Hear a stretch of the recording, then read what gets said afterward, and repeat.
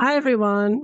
Good morning, good afternoon, good evening.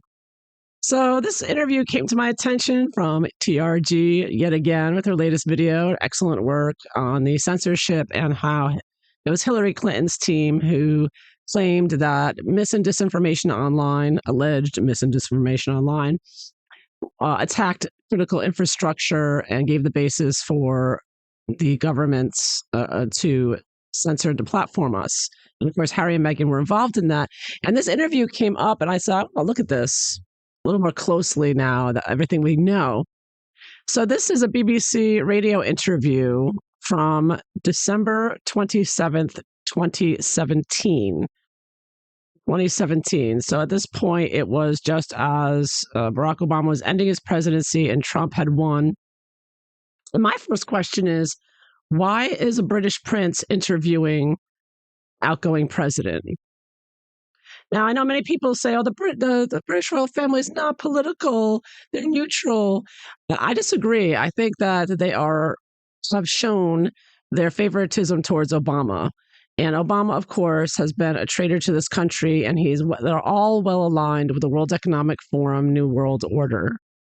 Now, so I just find it very odd that you have Prince Harry. Prince Harry doesn't make a habit of interviewing every president, U.S. president that leaves office. And why would he be? So right off the get-go, this is very suspicious that he's doing this. And of course, it confirms another piece of evidence that Harry was involved with the censorship. Now, he wasn't involved in swaying our elections. And obviously, the globalists, which Prince Harry and his family are a part of, were panicked that they didn't get Hillary Clinton in office. And that Trump took over is what it appears. And that's why they sent Harry over. Now, at this point in 2017, he was still the most popular royal family member. Good old Harry, right? So to send him was, trying to take away attention from Trump and put it onto their side. And this interview, my God, it is so boring. The both of them are such boring demonic beings that are, and there's the word salad and the deceptiveness of what they're saying is just, it's so, no one in their right mind would have sat and listened to this. Honestly, it's so boring. Anyways, let's just scrutinize it a little bit as to their lies and deceptions of what they were doing here.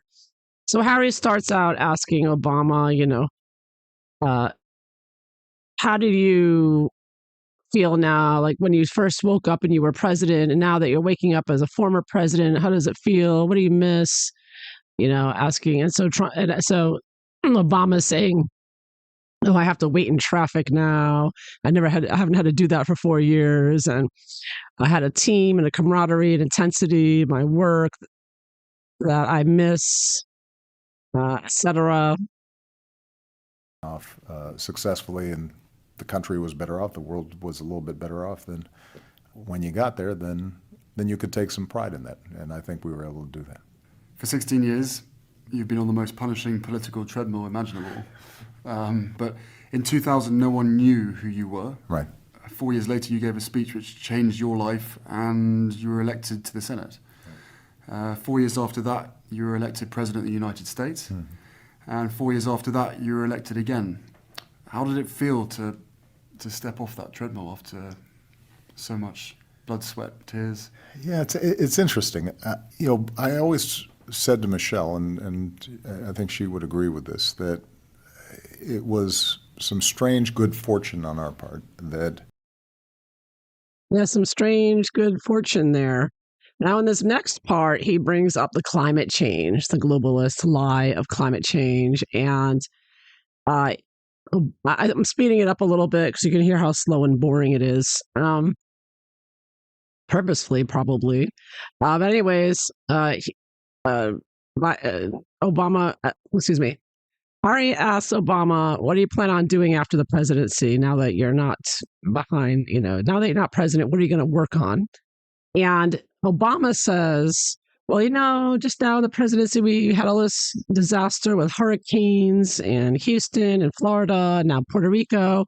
He said, now that I'm out of office, I'm going to focus on stopping hurricanes, not having them anymore. And it's like, what? What did you just say?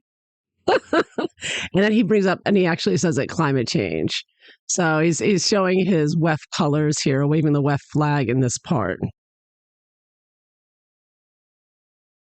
Problems in a way that, as president, you couldn't always do, because your job in part is to respond to what's right there in front of you. It was a 4 to 8 year plan rather than a Exactly. 20 to 30 year plan. And so you take some of the tragedies that have happened recently with hurricanes devastating first Houston and parts of Florida and then now Puerto Rico.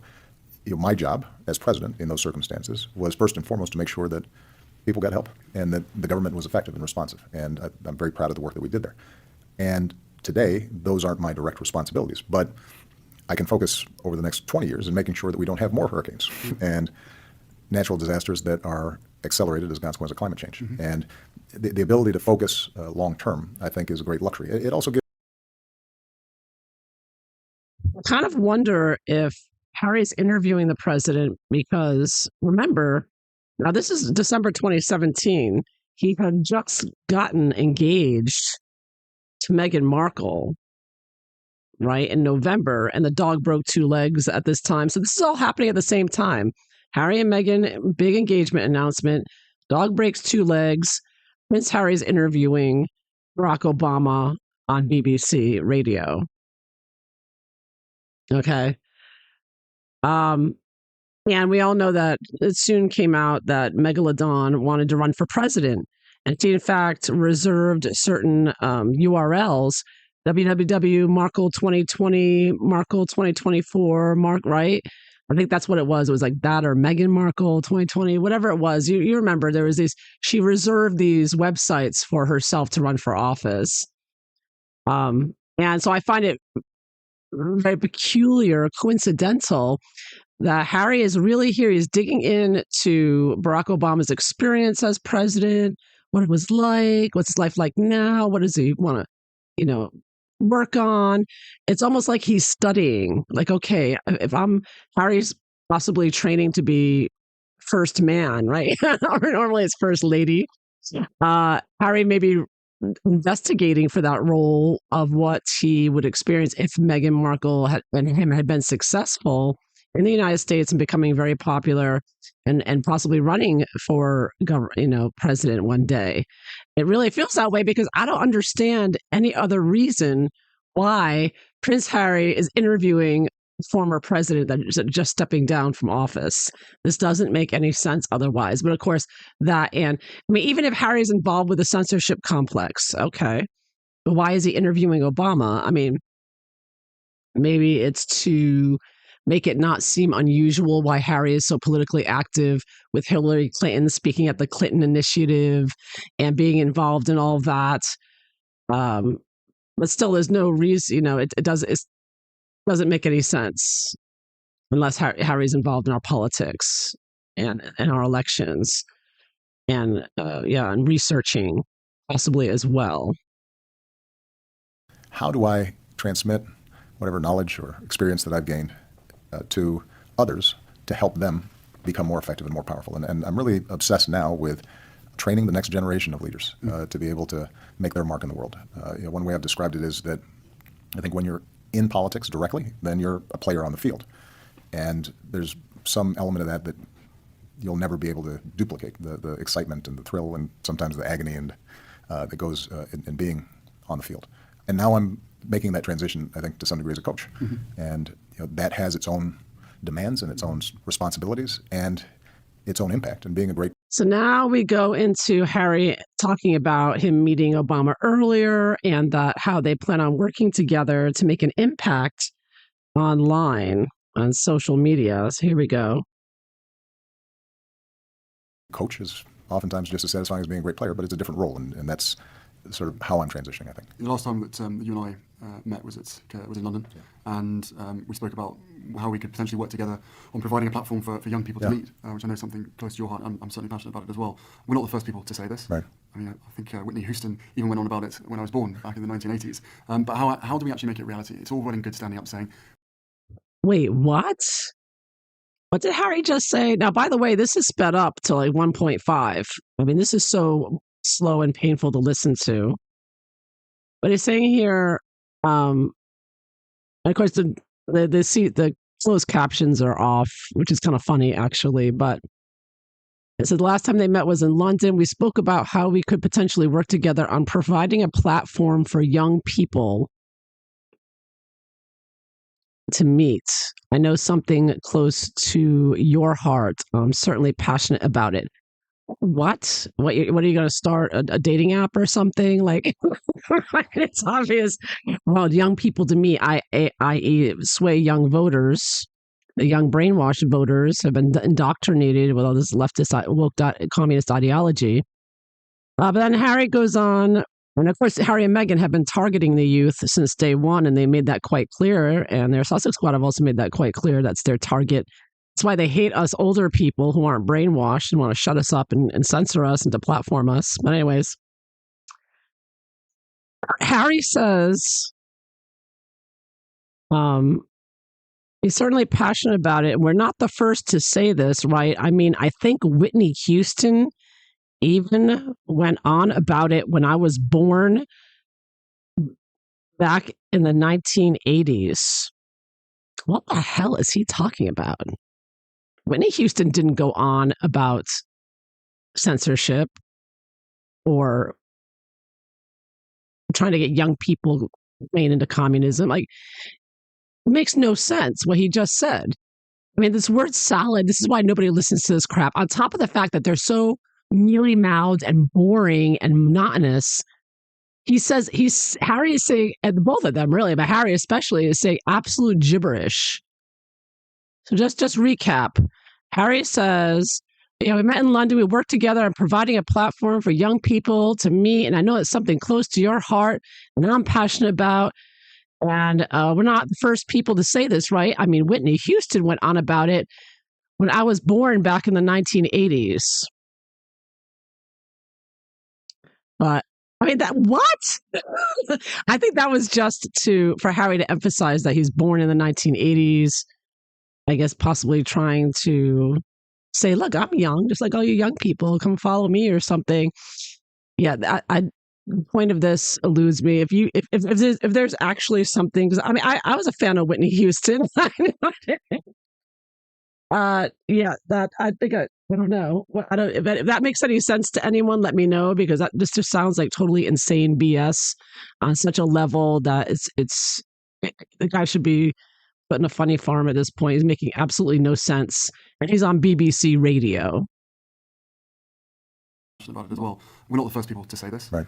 I mean, I think Whitney Houston even went on about it when I was born back in the 1980s. But how do we actually make it reality? It's all well and good standing up saying we need to let youth lead and we need to listen to them because they've got fantastic ideas, and they are.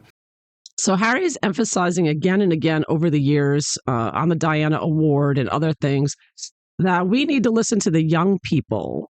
The older people need to listen and let the young people take charge. And the reason for that, I believe, is because they have been brainwashed and indoctrinated into DEI, communist rhetoric. And this is how it works. Happened with the color revolution, with whenever communism takes over, they indoctrinate the youth and turn them against the older generation. And Harry's proving it yet again. He's here to facilitate that in the United States, trying to turn in the West, but particularly here, turn American youth against the older generation that's not woke or communist. Now he goes into something very important here, pertinent, and how he won the election by getting the youth to push for voting for him and canvassing and campaigning on his behalf. And this is exactly how New York City, how the communists work together to canvass the neighborhoods and push people to vote, young people to vote, which is now why New York City has just elected its first communist mayor. I believe they call him a socialist Democrat. Whatever, he's communist at the bottom of it all. And that's how we've gotten here. And so what Harry and Meghan are involved with and what Obama did. So yeah, pushing the communism through the youth, again, like I just said. A mixed race, born in Hawaii, named Barack Hussein Obama, and somehow he becomes president. How did that happen? Well, it happened primarily because you had a bunch of 20-year-olds and 23-year-olds and 25-year-olds who started going out into communities that oftentimes they'd never been in before. and believed in the possibilities of a different kind of politics. And it was that grassroots army that really fueled my campaign. I'm Carlin Burisenko. I'm an analyst and independent journalist covering the far left in America, and I'm going to explain to you why Zoran Mandami beat Andrew Cuomo by 12 percentage points in the Democratic primary for mayor, and it's the same reason why he is absolutely going to win the general election. The DSA in New York City held a massive voter registration and turnout drive, in which you can see the areas in which Zoran's support was highest directly correlated with the amount of voter turnout because of their effort. The majority of new registered voters in New York City were between the ages of 18 and 39, favoring Zoran. And the DSA in New York City registered upwards of 50,000 new voters in the last 100 days leading up to the election. Because of this, Zoran massively outperformed polling expectations. The NYC DSA made millions of phone calls, knocked on millions of doors with over 30,000 active volunteers with the campaign. And perhaps most impressively, Zoran's contributions came from over 20,000 individual donors, while Andrew Cuomo only had 2,700 donors in his Democratic primary.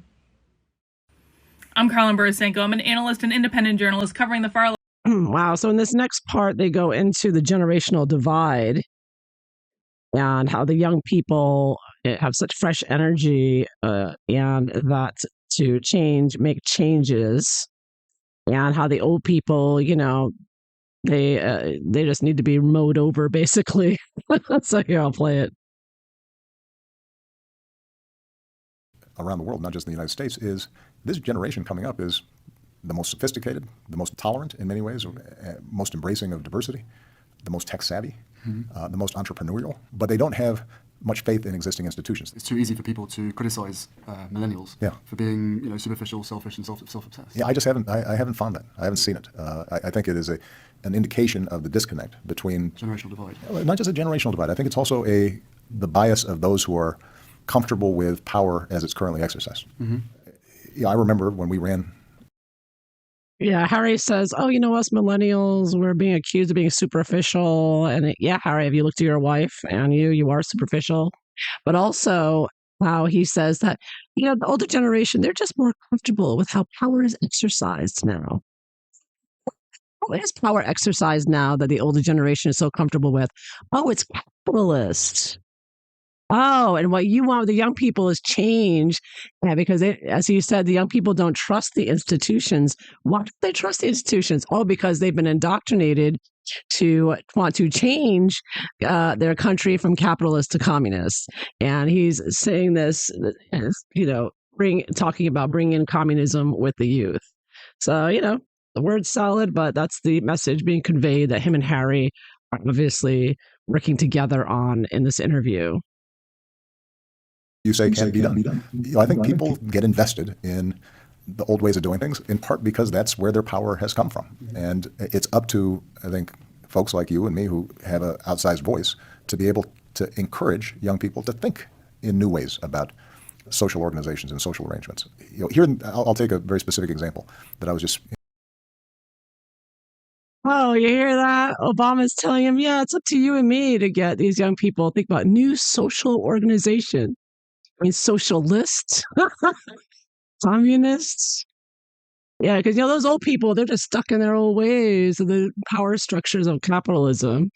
Wow. So obviously, this just confirms they're working together the entire time, which we knew already. But they're just confirming it here with this interview. Right in our faces with it, right in our faces. So now in this next part, Obama goes into how it's the workers, right? Because with communist movements, it's all about the workers movement. And he talks about unions. And all unions, as Carolyn Borisenko has said, all the unions in America are communist. So, of course, this is what Obama's pushing here. I am a strong believer that in our current economies, globally, and certainly in the advanced economies, that workers increasingly have less leverage in the marketplace, less control. And part of that is because unionization has declined precipitously.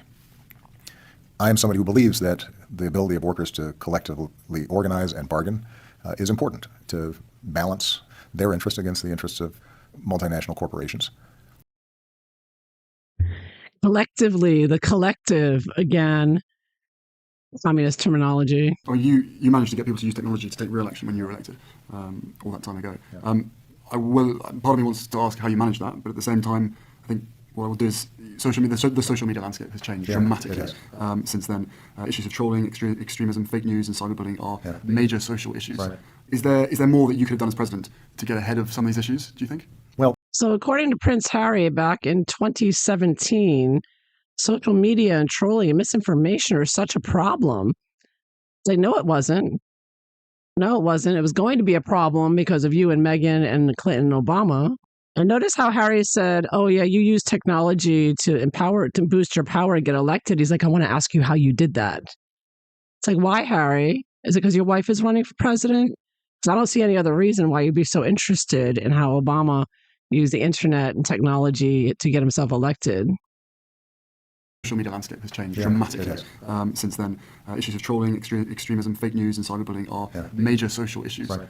Is there more that you could have done as president to get ahead of some of these issues, do you think? Well, most of this is happening outside of government, and in the United States in particular.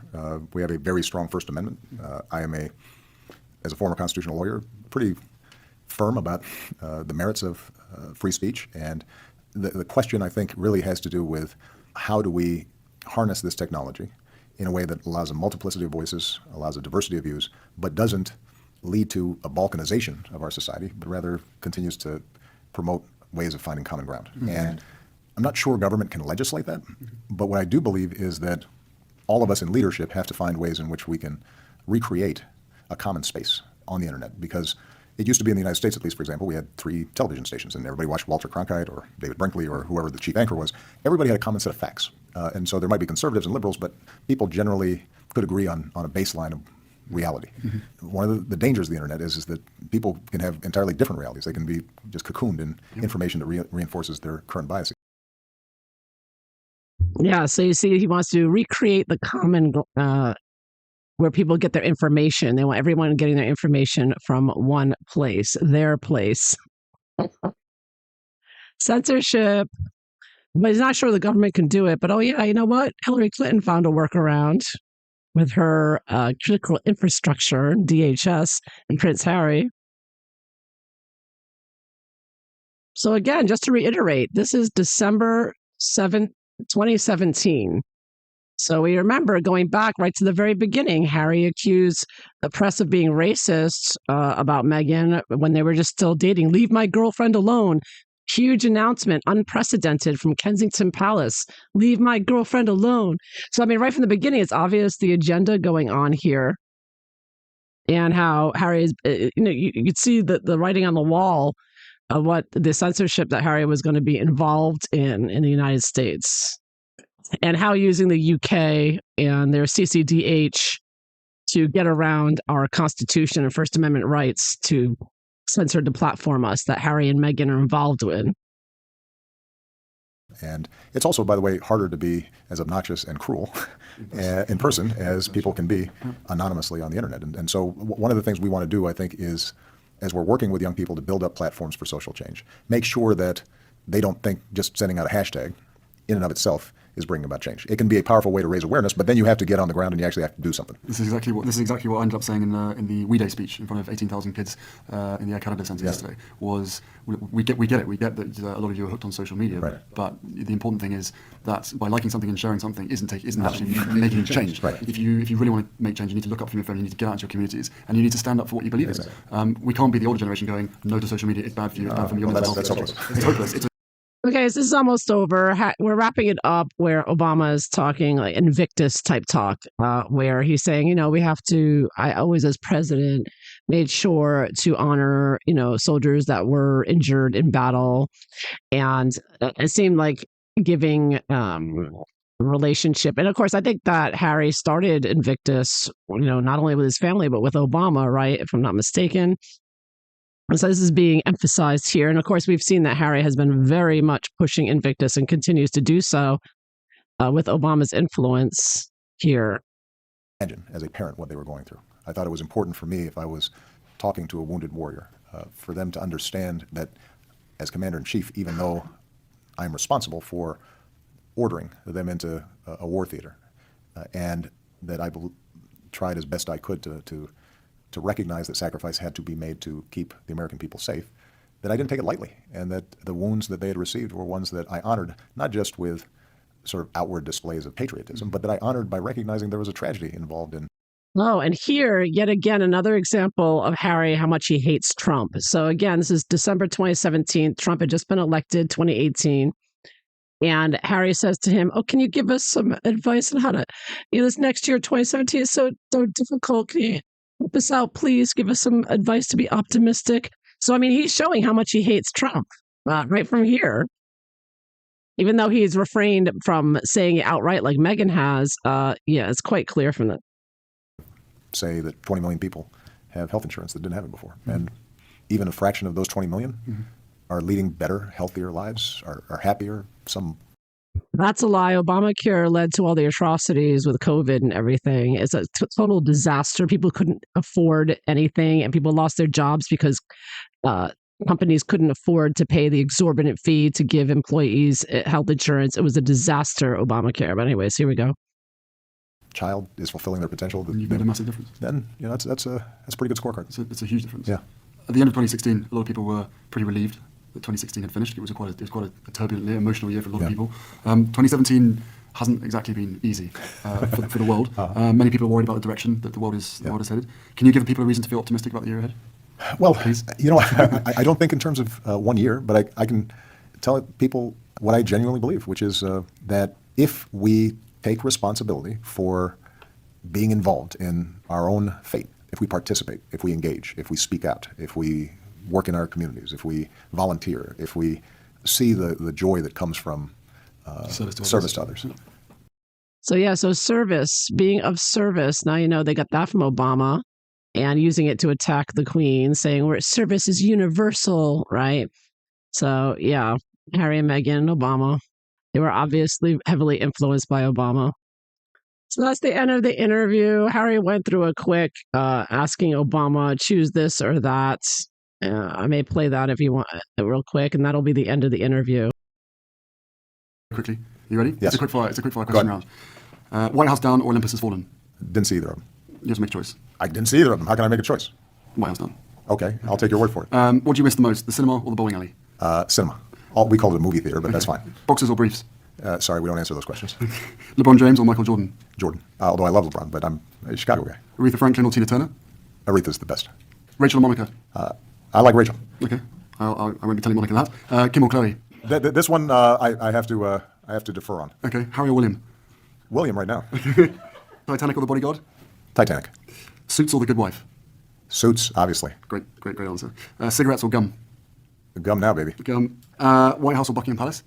White House, just because Buckingham Palace looks like it would take a really long time to mow. Okay, fair enough. A lot of upkeep. Queen or the Queen? The Queen. Okay, good answer again. The Rock or Chris Rock? That's an interesting question. I like them both. Slip and slide or electric slide? Electric slide. That's my generation. Fantastic answer. And lastly, your last $5, buy a burger or buy a lottery ticket? It depends on how good the burger is, but I like a good burger. Okay, good. Mr. President, thank you very, very much for sparing your time. Sorry we ran over a bit, but... Your Highness, I enjoyed this, especially the lightning round. Good. Appreciate it. Thank you. Bye-bye. I find it interesting that Harry says, "Thank you for sparing the time." Spare said, "Thank you for sparing the time." All right, so I hope you found this interesting. Thanks for watching. Bye-bye.